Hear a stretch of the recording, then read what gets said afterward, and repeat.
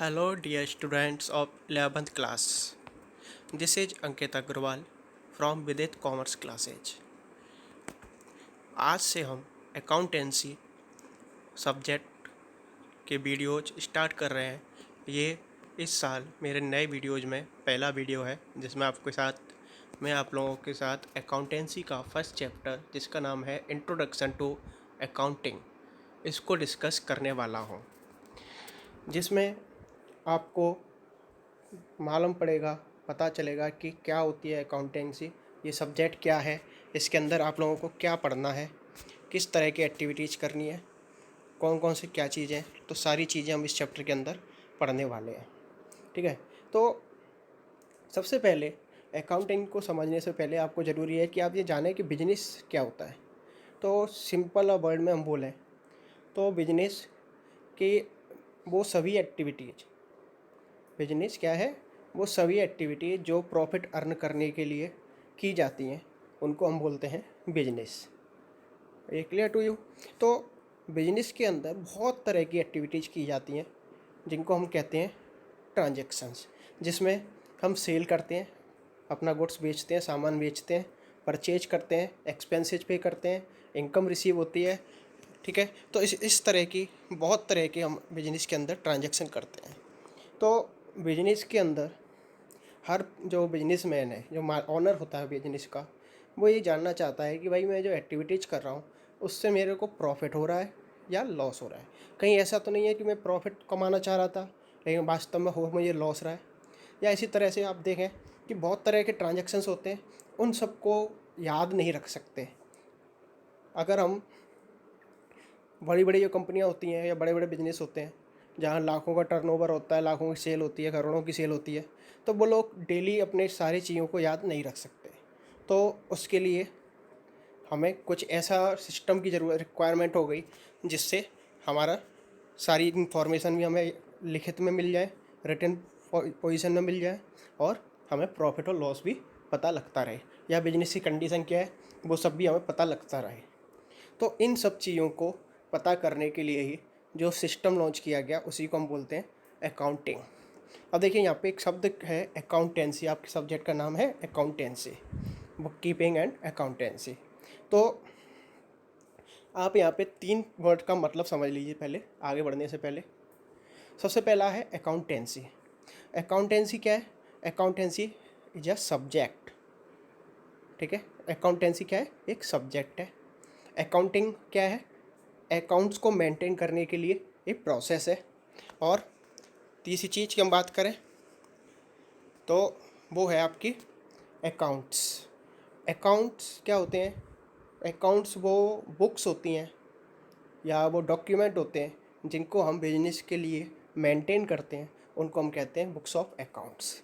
यानी अकाउंट्स को मेंटेन करने की प्रोसेस है, उसको हम कहते हैं अकाउंटिंग। और अकाउंटिंग के बारे में जो हम जिस जिस सब्जेक्ट में पढ़ते हैं उसको हम कहते हैं अकाउंटेंसी। आई थिंक ये आपको तीनों वर्ड्स में जो डिफरेंस है वो क्लियर हो गया होगा। तो देखिए यहाँ पे पढ़ लेते हैं मीनिंग ऑफ अकाउंटिंग क्या है।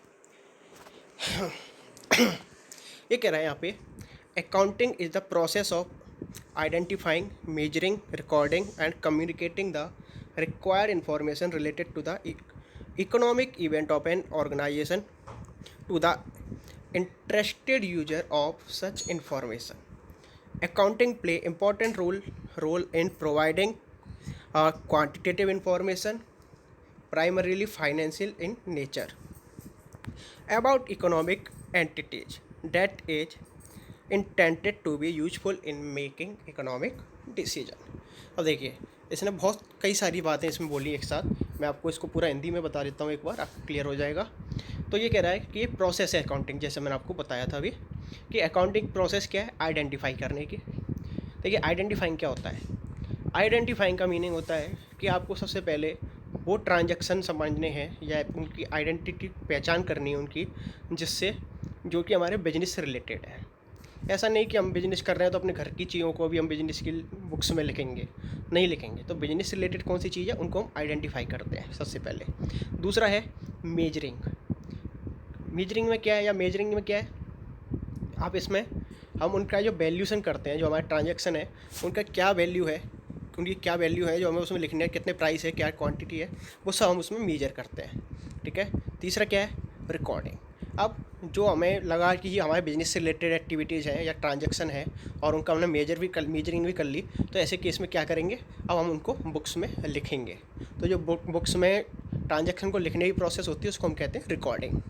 ठीक है। एंड कम्युनिकेटिंग का मतलब कम्युनिकेशन से है कि जो भी रिकॉर्डिंग करने के बाद जो हमारा रिजल्ट निकल के आया बिजनेस का, उसको हम कम्युनिकेट करते हैं जो हमारे बिजनेस के ओनर्स हैं, बिजनेस के मैनेजर्स हैं या आउटसाइडर्स हैं जिनको भी हमारे बिजनेस में इंटरेस्ट है, उनके साथ हम अपनी इन्फॉर्मेशन शेयर करते हैं।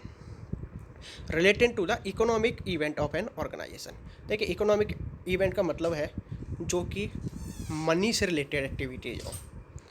ठीक है। इकोनॉमिक्स भी आपका एक सब्जेक्ट है। ठीक है। उसको भी हम आगे आने वाले मंथ्स में चालू करेंगे, इकोनॉमिक्स का भी लेक्चर्स आपके लिए। तो इकोनॉमिक इवेंट क्या होते हैं, जो कि ऐसे इवेंट या ट्रांजैक्शन जो कि मनी में मेजरेबल हो, जिनका मनी में वैल्यूशन किया जा सके, उसको हम कहते हैं इकोनॉमिक। ठीक है। Organization to the interested user of such information, यानी जिन लोगों को भी इंटरेस्ट है हमारे ऑर्गेनाइजेशन में, उन सभी को हम कम्युनिकेट करते हैं इन इन्फॉर्मेशन को। Accounting plays important role in providing quantitative information.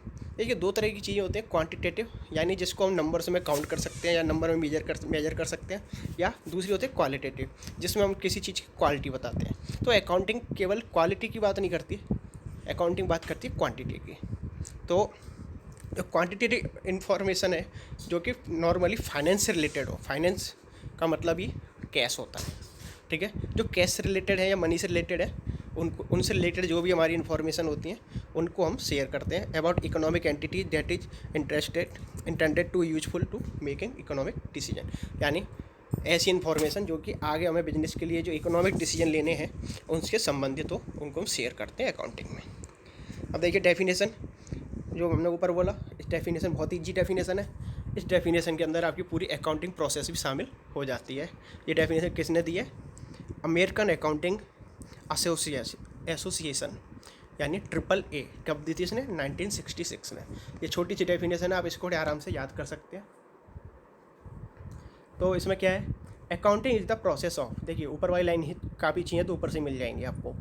Accounting is the process of identifying, measuring and communicating economic information to permit inform judgement and decision by user of the information.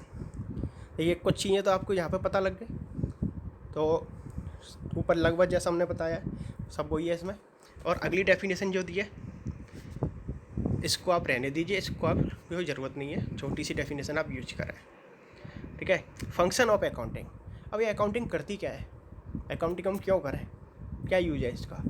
तो देखिए, जो मैं आपको बता रहा था इसके अंदर क्या क्या एक्टिविटी हम नॉर्मली शामिल करते हैं, वो सारी एक्टिविटी यहाँ पे हमने शामिल की हैं। देखिए साइड में पढ़ लीजिए, फिर मैं आपको डिस्कस कर देता हूँ। सबसे पहला आइडेंटिफाइंग, सेकंड ये कह रहा है रिकॉर्डिंग, थर्ड ये कह रहा है क्लासीफाइंग, फोर्थ ये कह रहा है समराइजिंग, और फिफ्थ कह रहा है analysing and interpretation and communication. देखिए यहाँ पे एक बीच में हम और डाल सकते हैं, जो यहाँ पे लिखना भूल गया, ये आइडेंटिफाइंग के साथ मेजरिंग, जो ऊपर मैं आपको ऑलरेडी बता चुका हूँ। तो देखिए आइडेंटिफाइंग में जैसा आपको मैं बता चुका हूँ कि हम उन फाइनेंशियल इवेंट्स को इसमें आइडेंटिफाई करते हैं जो कि हमारे बिजनेस से रिलेटेड होते हैं। ठीक है। सेकंड है आपका मेजरिंग या मेजरमेंट। मेजरमेंट में क्या करते हैं हम कि जो हमारे फाइनेंशियल एक्शन है या ट्रांजैक्शन है जो हमने ऊपर आइडेंटिफाई किए हैं, उनकी क्या वैल्यू है, उनको क्या क्वांटिटी है, क्या नंबर्स है, क्या वैल्यू है, क्या अमाउंट है, उसको हम मेजर करते हैं उन चीज़ों को, जिसको जो सेकंड प्रोसेस है हमारी। थर्ड है हमारा रिकॉर्डिंग। ऊपर मैं आपको बता चुका हूँ रिकॉर्डिंग के बारे में, यानी जो हमारे बिजनेस से रिलेटेड या फाइनेंशियल एक्टिविटीज़ हैं उन सभी को हम रिकॉर्ड करते हैं अलग अलग अकाउंटिंग बुक्स में, जो आगे हम डिस्कस करेंगे कहाँ कहाँ पर रिकॉर्ड की जाती हैं। शॉर्ट में आपको बता देता हूँ कि नॉर्मली इसके लिए हम जर्नल होता है जिसे हम हिंदी में रोजनामचा कहते हैं, तो जर्नल में जो हम रिकॉर्डिंग करते हैं उसको हम कहते हैं एंट्रीज, यानी जो जर्नल के अंदर रिकॉर्ड करने की प्रोसेस है उसको हम कहते हैं जर्नल एंट्रीज। और कई बार जर्नल एंट्री के साथ साथ हम सब्सिडरी बुक्स भी होती हैं इसकी, उनमें भी मेंटेन करते हैं। वो कब करते हैं वो आगे आने वाले चैप्टर्स में आपको डिस्कस करूँगा मैं आपके साथ। क्लासीफाइंग में क्या है, तो देखिए ये कह रहा है कि financial transaction are recorded in a journal और subsidiary books. All the financial transaction are classified and और by grouping the transaction of same nature at one place. यानी इसमें क्या करते हैं, जो एक जैसे नेचर के ट्रांजेक्शन होते हैं, जैसे कैश में पेमेंट किया, कैश में रिसीव किया, तो सब क्या है, कैश रिलेटेड है, तो उन सभी ट्रांजेक्शन को हम एक ग्रुप में बना देते हैं। परचेज कर रहे हैं अलग अलग जगहों से, पूरे साल में हमने परचेज किया, तो परचेज वाले सारी चीज़ों को हम एक जगह पे कर देंगे। तो इस तरह की जो प्रोसेस की जाती है ट्रांजेक्शन्स की, उसको हम कहते हैं क्लासीफाइंग। ठीक है, इसके बाद समराइजिंग। अब जो हमने ग्रुपिंग कर दी या क्लासीफाई कर लिया, उसके बाद हम उसकी समरी तैयार करते हैं, उससे सब चीज़ों का बैलेंस या टोटल निकालते हैं कि भाई टोटल कैश कितनी बची हमारे पास, परचेज टोटल कितना किया, सेल टोटल कितनी की, कितने खर्चे किए, इन सब का हम बैलेंस निकाल लेते हैं। इनको कहते हैं हम समराइजिंग। और समराइजिंग करने के बाद हम उनका क्या करते हैं, हम उनको करते हैं कम्युनिकेट। तो ये समराइजिंग में करने के बाद जो हम बैलेंस निकाल लेते हैं, उसके आधार अकॉर्डिंग हम कुछ अकाउंट्स मेंटेन करते हैं, जिनको हम कहते हैं फाइनेंशियल स्टेटमेंट्स, जिनकी हेल्प से हमें पता लगता है कि हमारे बिजनेस में प्रॉफिट कितना हुआ या लॉस कितना हुआ, या हमारे पास असेट्स कितनी है, लायबिलिटी कितनी है।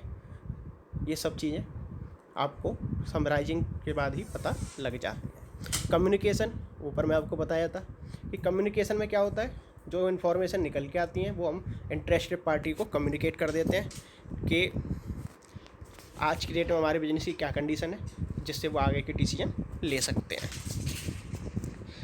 ठीक है, कम्युनिकेशन से पहले एक चीज़ और रह गई इसमें, इंटरप्रिटेशन। तो जो हमारी इन्फॉर्मेशन निकल के आती हैं, उसके अकॉर्डिंग हम उनको एनालाइज करते हैं, इंटरप्रिटेट करते हैं, जिससे हमें पता लगता है कि भाई प्रॉफिट हुआ, कितना हुआ पिछले साल से कंपेरिजन में कितना है, क्या रेशियोज हैं, कितनी परसेंटेज है, ये सब हम उसमें करते हैं। उसके बाद कम्युनिकेट कर देते हैं। ठीक है, यहाँ पे एक पॉइंट बताना वो भूल गया, वो मैं आपको बता देता हूँ। ठीक है,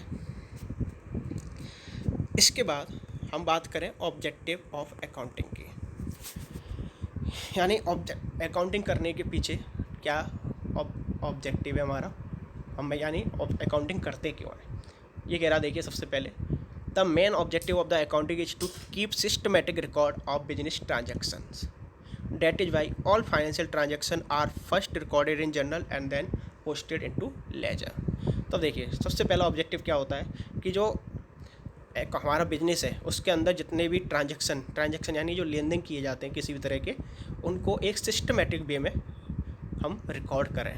उसके लिए अकाउंटिंग बहुत ज़रूरी है, इसलिए पहले हम उसको जर्नल में लिखते हैं। मैंने आपको बताया था सबसे पहले रिकॉर्ड जहाँ पर किया जाता है उसको जर्नल करते हैं, और जर्नल के आधार पर फिर हम क्लासीफाई करते हैं। तो जहाँ क्लासीफाई करते हैं उसको हम कहते हैं लेजर। तो उसके आधार पर process line by line process चलती है। अब हम ऐसा नहीं कर सकते डायरेक्ट फाइनेंशियल स्टेटमेंट बना के हम प्रॉफिट और लॉस निकालते हैं। ठीक है, second, accounting is helping in preventing and detecting the error and fraud. तो देखिए जो अकाउंटिंग है इसमें क्या है, ये हमारी एक हेल्प भी करती है। किस चीज़ में हेल्प करती है भैया, ये हमें फ्रॉड और एरर, यानी हमसे जो बिजनेस में गलतियाँ हो रही हैं या कोई डिसीजन लेने में जो गलतियाँ हो रही हैं, या बिजनेस के जो एम्प्लॉयज़ हैं, मैनेजर है, या फिर किसी तरह का स्टाफ है, किसी तरह का कोई फ्रॉड कर रहा है, तो उसके बारे में भी काफ़ी हद तक हमें अकाउंट से पता चल जाता है, उससे हमें बचाता है ये अकाउंटिंग। ठीक है, थर्ड है, accounting plays important role in calculating the profit and loss during a particular period by preparing trading account and profit and loss account. तो देखिए अब इसमें क्या कह रहा है कि अकाउंटिंग हमारे लिए प्रॉफिट या लॉस पूरे एक फिक्स टाइम पीरियड में कितना हमें हुआ, प्रॉफिट हुआ या लॉस हुआ, तो उसको हम ट्रेडिंग, जो मैंने बताया था आपको फाइनेंशियल स्टेटमेंट, उसके अंदर ट्रेडिंग अकाउंट और प्रॉफिट एंड लॉस अकाउंट हम मेंटेन करते हैं, जिससे हमें प्रॉफिट या लॉस के बारे में पता चलता है। ठीक है, तो इसके लिए पर्टिकुलर पीरियड की इसने यहाँ पे बात की है, उसके बारे में मैं आपको बता देता हूँ कि नॉर्मली हम कॉमर्स वाले जो होते हैं, हमारा ईयर और लोगों के लिए से अलग होता है। हमारा कॉमर्स के लिए एक ईयर होता है जिसको हम बोलते हैं फाइनेंशियल ईयर। वो फाइनेंशियल ईयर जो होता है वो आपका 1 अप्रैल से स्टार्ट होकर 31 मार्च तक चलता है। हमारे कॉमर्स में या अकाउंट्स में 1 अप्रैल से 31 मार्च नेक्स्ट ईयर तक काउंट किया जाता है। हमारे लिए 1 जन टू 31 दिसंबर एक कैलेंडर ईयर बोला जाता है, लेकिन हमारे लिए जो मेन ईयर है वो है फाइनेंशियल ईयर। हम कॉमर्स वाले या अकाउंट्स वाले लोग इस चीज़ में थोड़े यूनिक होते हैं। Next, accounting is helpful in ascertaining the financial position of the business. तो जैसा मैंने आपको बताया कि प्रॉफिट एंड लॉस से के अलावा हमें दूसरी चीज़ें भी पता लगती हैं अकाउंटिंग से कि हमारी लायबिलिटीज़ कितनी है और असेट्स कितनी है। देखिए लायबिलिटी और असेट्स क्या होती हैं वो आपको मैं सेकंड चैप्टर में बताऊंगा बेसिक टर्म्स में, लेकिन थोड़ा सा यहाँ पे बता देता हूँ कि लायबिलिटी वो है जो हमें आउटसाइडर्स को पे कर रहा है, ठीक है। और असेट्स क्या है, जिसे हम नॉर्मल लैंग्वेज में कहते हैं प्रॉपर्टी, वो हमारी असेट्स है, ठीक है। तो असेट्स कितनी है, लायबिलिटी कितनी है, लेना कितना है, देना कितना है, ये सब देखते हैं। वो हमारी फाइनेंशियल कंडीशन होती है, फाइनेंशियल पोजीशन होती है, वो भी अकाउंटिंग से पता लगती है।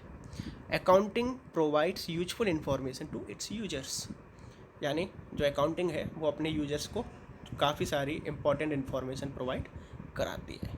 तो अब देखिए यहाँ पे दो टर्म यूज किए हैं, बुक कीपिंग और अकाउंटिंग। तो अकाउंटिंग की जो मैंने आपको ऊपर पूरी प्रोसेस बताई, आइडेंटिफाइंग से लेके कम्युनिकेशन तक या कम्युनिकेटिंग तक, उसमें से कुछ पार्ट आपका बुक कीपिंग में आता है और बाकी का पार्ट अकाउंटिंग के अंदर शामिल किया जाता है। तो इसके बीच में कुछ डिफरेंस है। तो देखिए मैं आपको थोड़ा सा बता देता हूँ कि बुक कीपिंग यानी बुक्स को मेंटेन करने को कहते हैं, जैसे इसके नाम से क्लियर है, बुक कीपिंग यानी बुक को रखना, ठीक है। तो बुक रखने का मतलब है यानी यहाँ जो हमारा रिकॉर्डिंग क्लासीफाइंग तक का या समराइजिंग तक का जो पार्ट है वो सारा पार्ट हमारा कहाँ होता है, बुक कीपिंग में होता है। ये उसके बाद की जो भी एक्टिविटीज़ होती हैं यानी एनालिसिस करना, फाइनेंशियल स्टेटमेंट तैयार करना, इंटरप्रिटेशन करना, कम्युनिकेशन करना, ये सब कुछ किस में आता है, या आता है अकाउंटिंग में। जैसे हम यहाँ पर डिफरेंस दे सकते हैं, आप चाहें तो इसका स्क्रीनशॉट भी ले सकते हैं अगर आपके पास अभी बुक्स नहीं आई है तो। सबसे पहले क्या कह रहा है, book keeping is maintained by junior staff, यानी जो बिजनेस का जूनियर स्टाफ होता है, छोटे मोटे अकाउंटेंट होते हैं, जूनियर अकाउंटेंट जिन्हें कहते हैं, उनके द्वारा मेंटेन किए जाते हैं। लेकिन जो अकाउंटिंग की जाती है वो सीनियर जो अकाउंटेंट होते हैं या सीनियर स्टाफ होता है उसके द्वारा मेंटेन किया जाता है। Book keeping is the primary stage, यानी शुरुआत के जो काम होते हैं वो बुक कीपिंग में होते हैं, जैसा अभी मैंने आपको बताया। और लास्ट स्टेज यानी सेकेंडरी स्टेज जो है वो आपकी अकाउंटिंग की है। It is concerned with recording of day to day transaction, यानी बुक कीपिंग में सबसे ज़्यादा जो इम्पोर्टेंट काम है, जो डेली के जो ट्रांजैक्शन है उनको रिकॉर्ड करना है। उसी दिन जिस दिन कोई ट्रांजैक्शन हो रहा है उसी डेट में उसको रिकॉर्ड किया जाएगा, उसी डेट के नाम से वो डेट डाल के।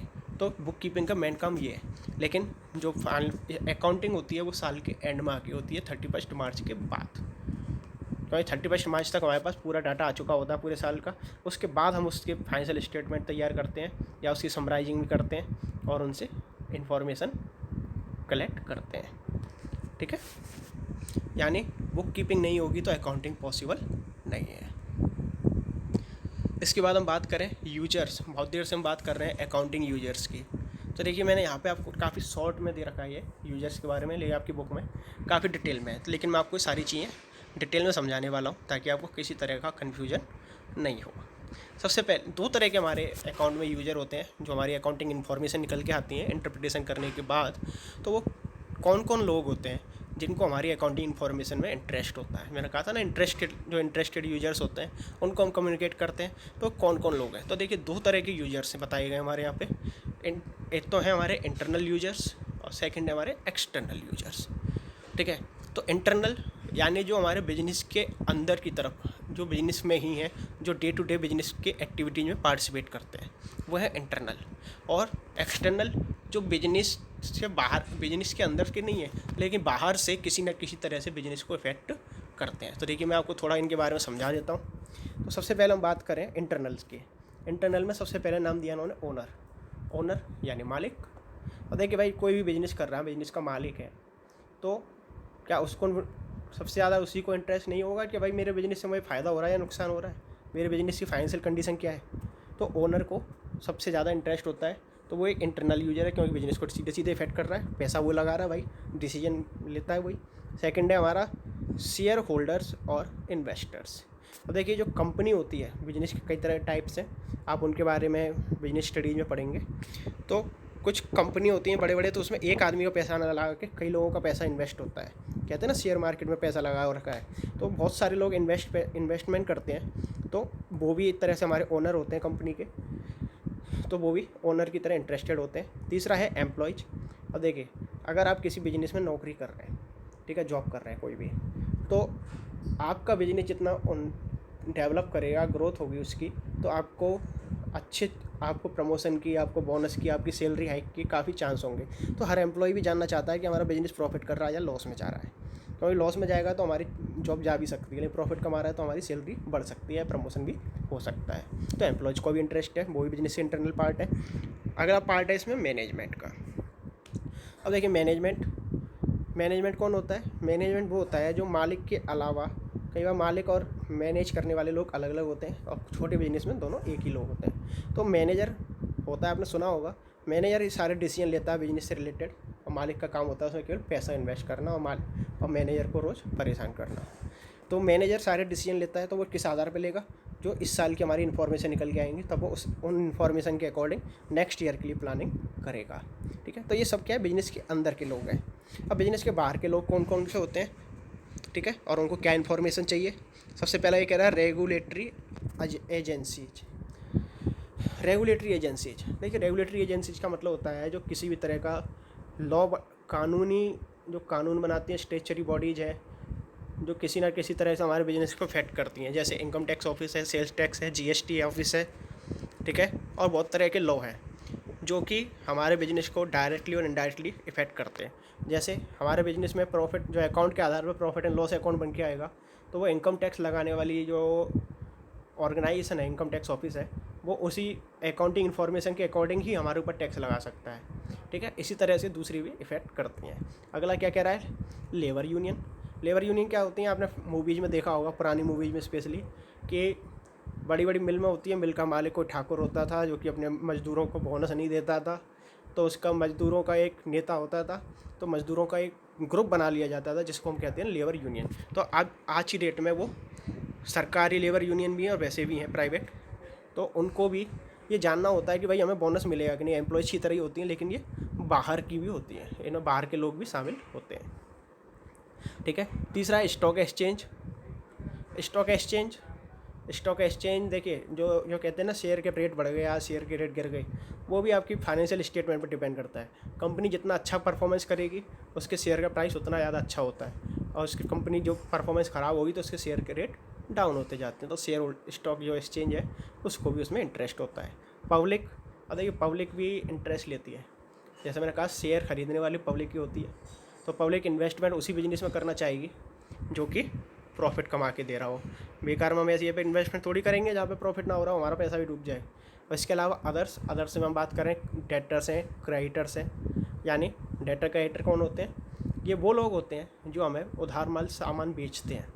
क्रेडिटर्स किसको कहते हैं? हम लेनदार, यानी जिनसे हम उधार खरीदते हैं अपने बिजनेस को करने के लिए। अब भाई देखिए, अब मुझे कोई उधार क्यों बेचेगा अगर मैं लॉस में जा रहा हूँगा? तो अगर मैं प्रॉफिट में होऊंगा तो कोई भी मुझे उधार दे देगा, क्योंकि मैं उनका पैसा आराम से दे दूँगा। लेकिन अगर मैं लॉस में जा रहा हूँगा तो मुझे कोई भी उधार नहीं देगा, क्योंकि उनको लगेगा कि मेरा पैसा डूब जाएगा। ठीक है, तो ये सब आपके यूजर्स हैं। उम्मीद है आप लोगों को ये पार्ट समझ में आया होगा।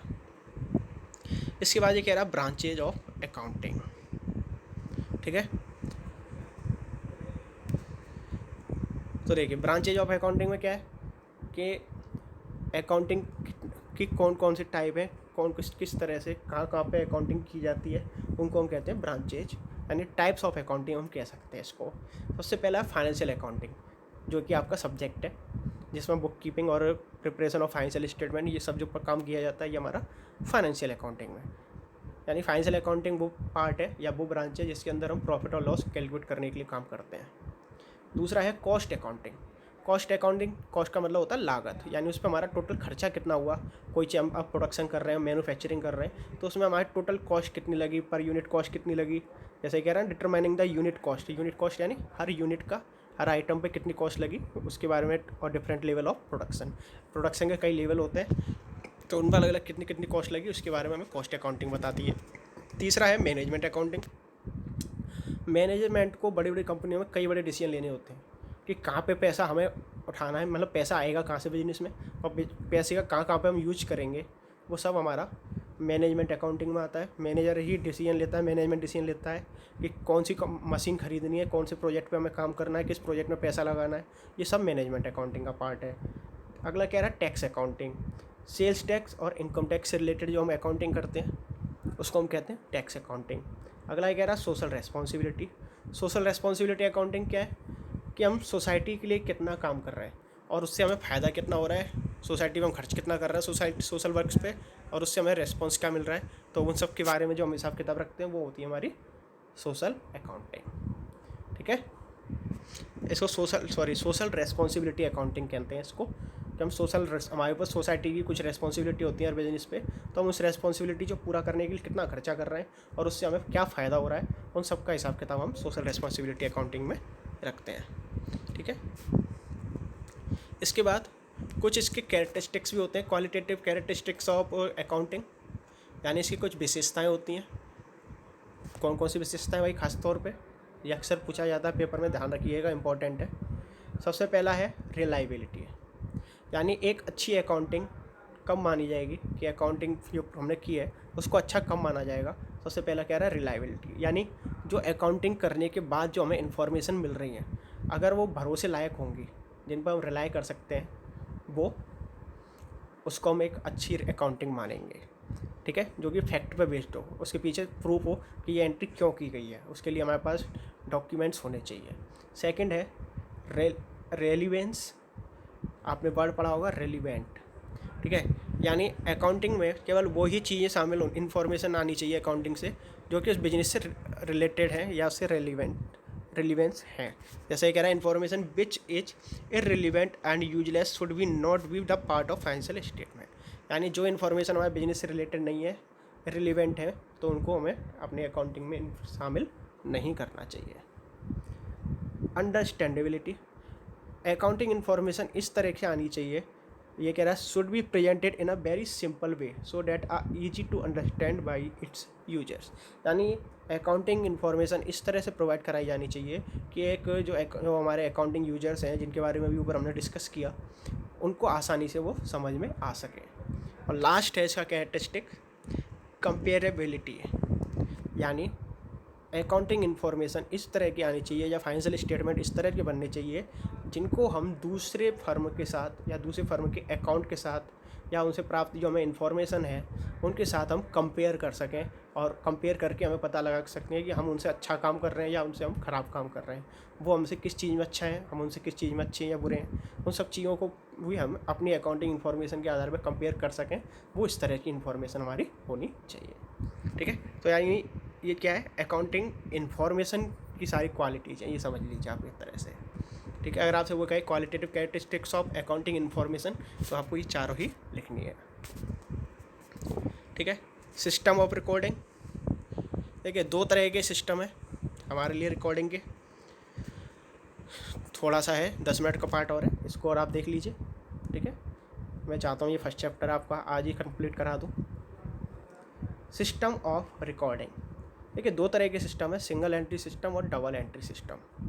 सिंगल एंट्री सिस्टम में क्या है कि इसमें जो काम हुआ है उसको हम केवल रख लेते हैं, इसके लिए हम हर चीज़ के लिए अकाउंट मेंटेन नहीं करते। ये कह रहा था system ignore the two fold aspect of each transaction to some in double entry system, in this only cash and personal account are maintain, यानी इस सिस्टम में हम हर चीज़ के लिए अलग अलग अकाउंट नहीं बनाते, इसमें हम केवल एक कैश अकाउंट मेंटेन करते हैं और पर्सनल अकाउंट, यानी जो लोग होते हैं जैसे हमारे डेटर्स हैं, क्रेडिटर्स हैं, जिनको देना है, जिनसे लेना है, उन सब के हिसाब किताब हम अपने पास रखते हैं।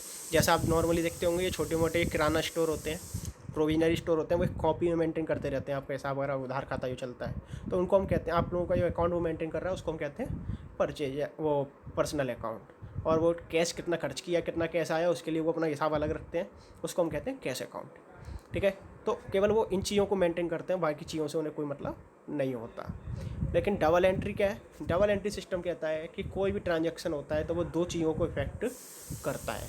इस सिस्टम को लॉन्च किसने किया था, तो इसको लॉन्च करने वाले जो विद्वान थे, स्कॉलर थे, उनका नाम था ल्यूका पैसिओली। ठीक है, आपकी बुक में भी ये मिल जाएगा। ये लैटिन अमेरिकन थे जिन्होंने ये सिस्टम अप्लाई किया था। उनके अकॉर्डिंग कि अकाउंटिंग में हर चीज़, कोई भी ट्रांजैक्शन होगा तो उसके दो साइड्स या दो पार्टीज इफेक्टेड होंगी, जिनको हम बोलते हैं, एक पार्टी या डेबिट होगी और दूसरी पार्टी क्रेडिट होगी।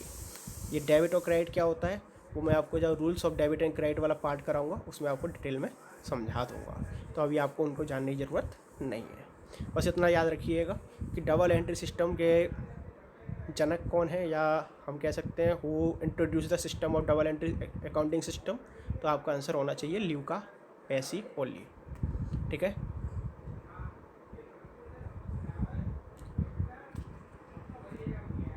तो देखिए मैं यहाँ पे लिखने की कोशिश कर देता हूँ,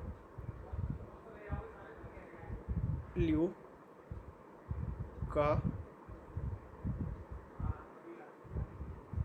पैसिओली।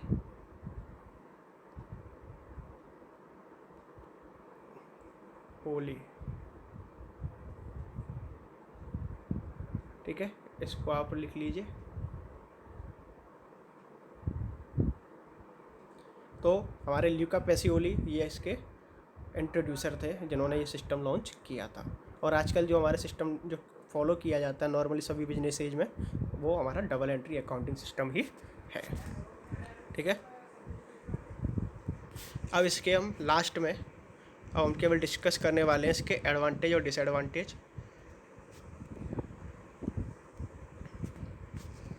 और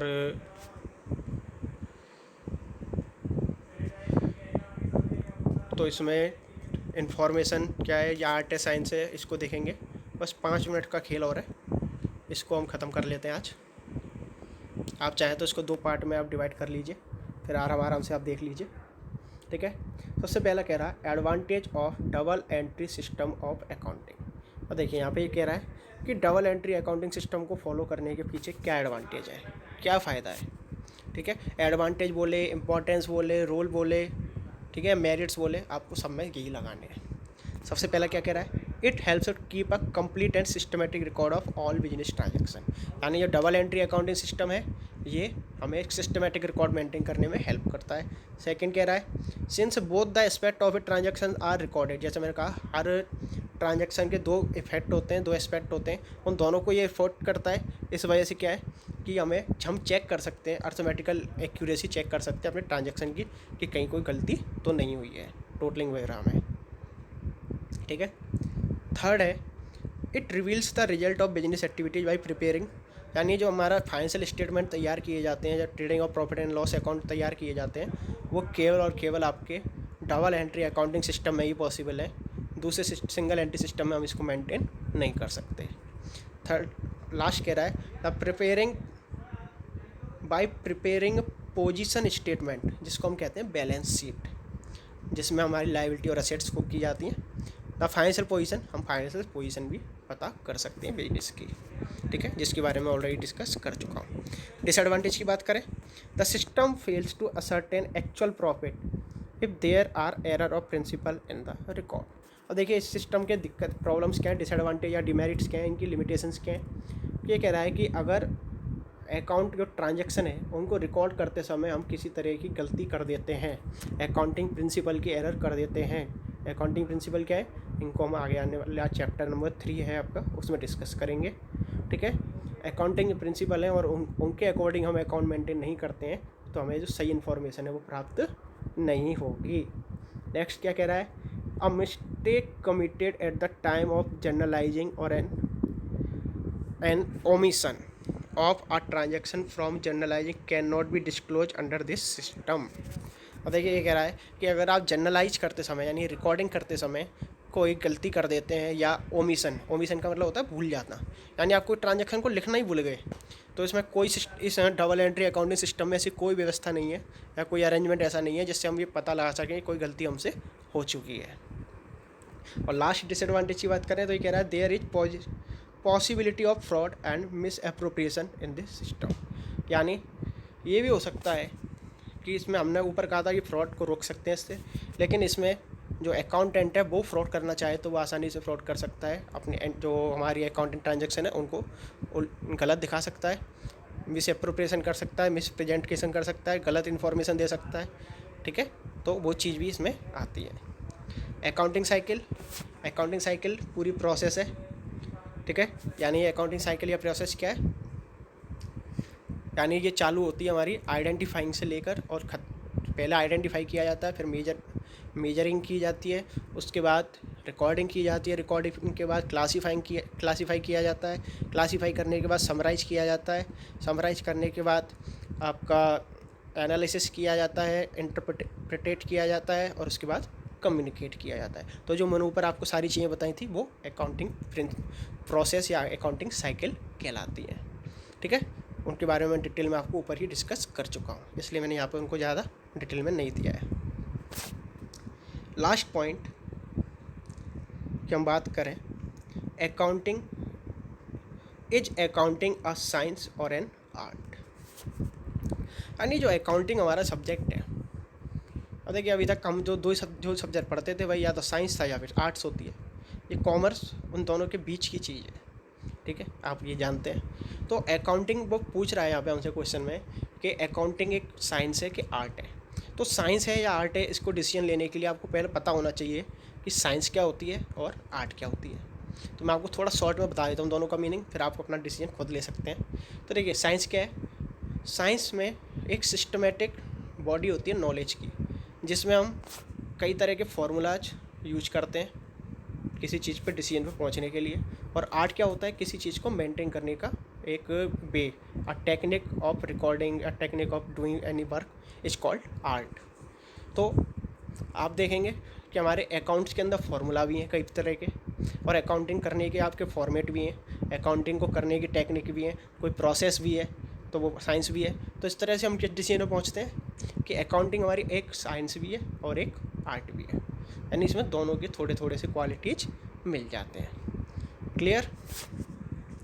इसके बाद ये क्या कह रहा है, ठीक है, इसके बाद ये आपके काम की चीज़ नहीं है, और ये आगे का पार्ट आपका आगे वाले चैप्टरों में यूज किया जाएगा, इसका नहीं है। ठीक है, so that's all for this video, this lecture. Thank you very much. Please like, share and subscribe, share with your friends. ठीक है, ओके।